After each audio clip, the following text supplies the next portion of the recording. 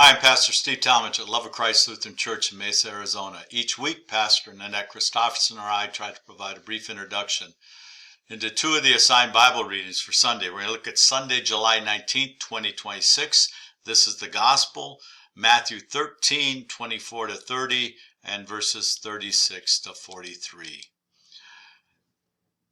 Let's look at the text. He put before them another parable. The kingdom of heaven may be compared to someone who sowed good seed in his field.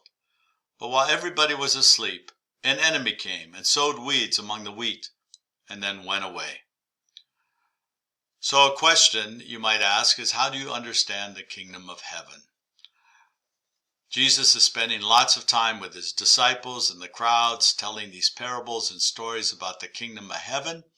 And we know that for Matthew, you heard this from Pastor Steve Crittenden, Matthew used the kingdom of heaven versus God because as pious Jews, you never use the word God. You would call God in Hebrew Adonai, the Lord, or you would use this heaven indicating the kingdom of God.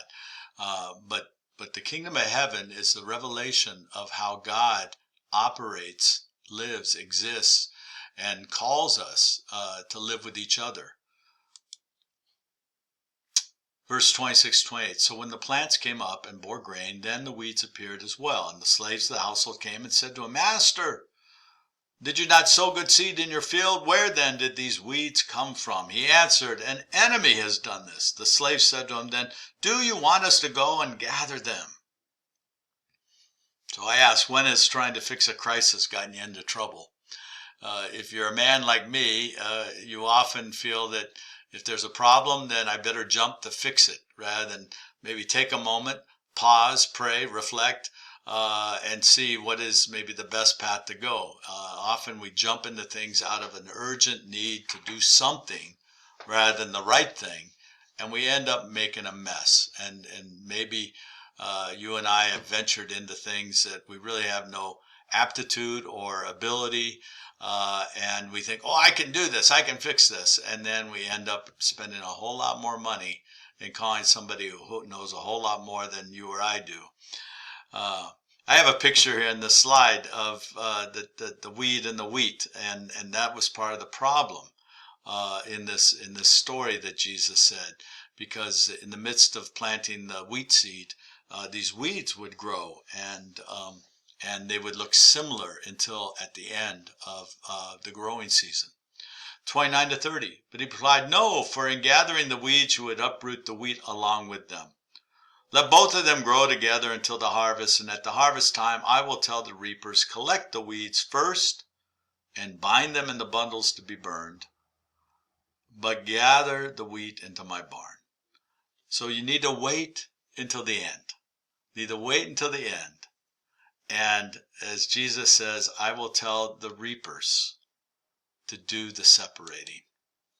31 to 35, the parable of the mustard seed, the parable of the yeast, the use of parables in 34 to 35. This part is left out of our reading for that Sunday, so you just know what you're missing. I encourage you to read off chapter 13, but we have these very familiar parables. And again, Jesus teaches in parables in fulfillment of what the prophets spoke. And also, he'll make reference to this, what has been hidden from the beginning will be proclaimed. So these parables, though they sometimes seem like little riddles, they offer a clear insight into what the kingdom. Many years ago, when I was a young student at Wartburg Seminary in Dubuque, Iowa, I learned from multiple professors that a parable is an earthly story that carries one heavenly truth. And so the key is, what is Jesus trying to teach us here? What is the secret that's coming to us?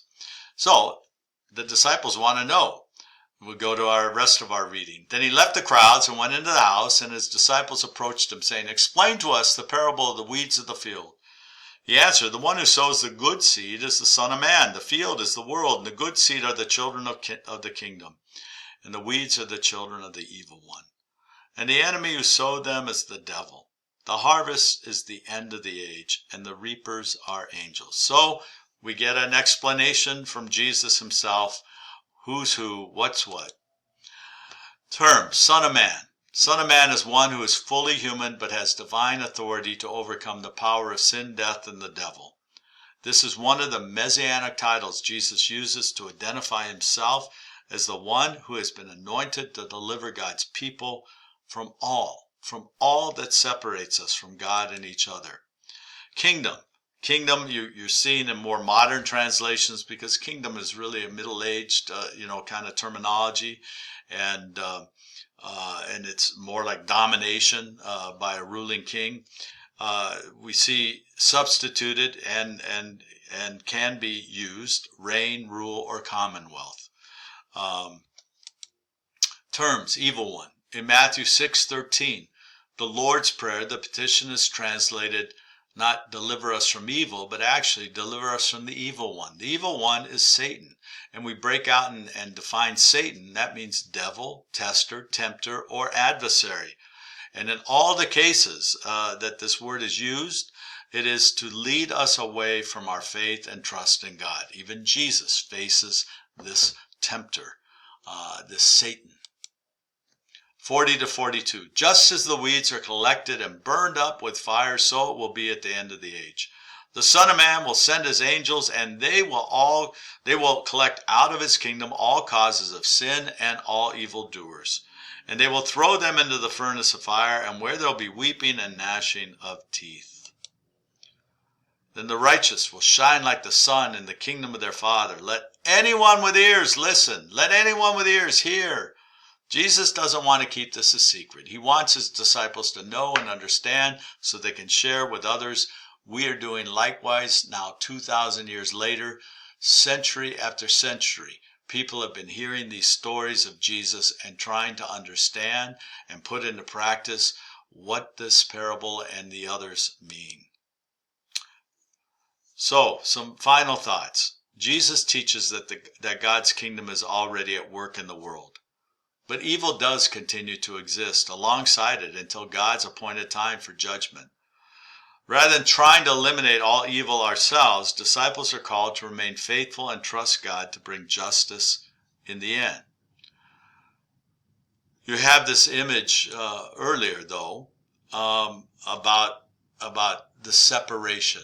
Let's not focus on the separation. There's some who would interpret, the bundles being thrown into the fire, that this is another attempt by God to purify and take the dross, the waste away, to bring out the image of God that is in all of God's creation.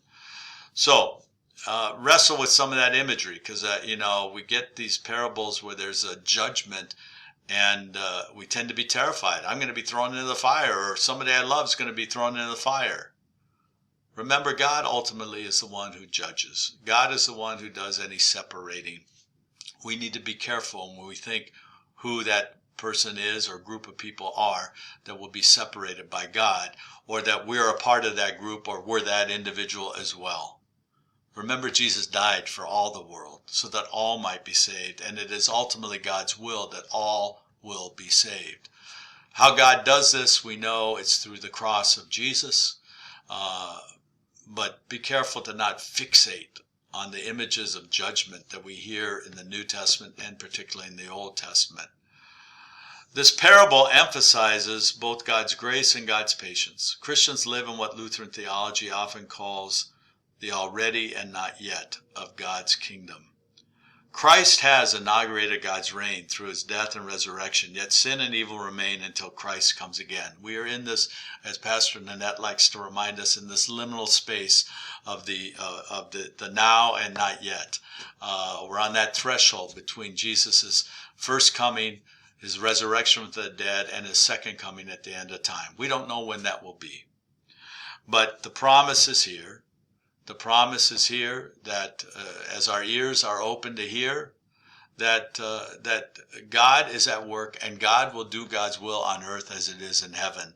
And when we start monkeying with who's in and who's out, and we need to determine who needs to go into the fire and who doesn't, we're only going to get ourselves into trouble. So we need to trust Jesus as we travel this path of growing in the field, and living in the midst of the recognition that there is evil in the world. There is suffering in the world. But that doesn't mean God is not here, revealing what God's will is and what the kingdom of heaven is like. The parable also cautions against self-righteousness. We cannot always distinguish perfectly between wheat and weeds, nor are we called to do so. Instead, we proclaim the gospel, practice mercy, and trust that God alone is the righteous judge. The church's mission is not to condemn, but to bear witness to Christ, leaving final judgment in God's hands. God is the judge. So, wrestle with this parable. See how it applies to your journey with Christ, your life with Him. And thank you. Thank you for taking time during these dog days of July to watch this video. God bless.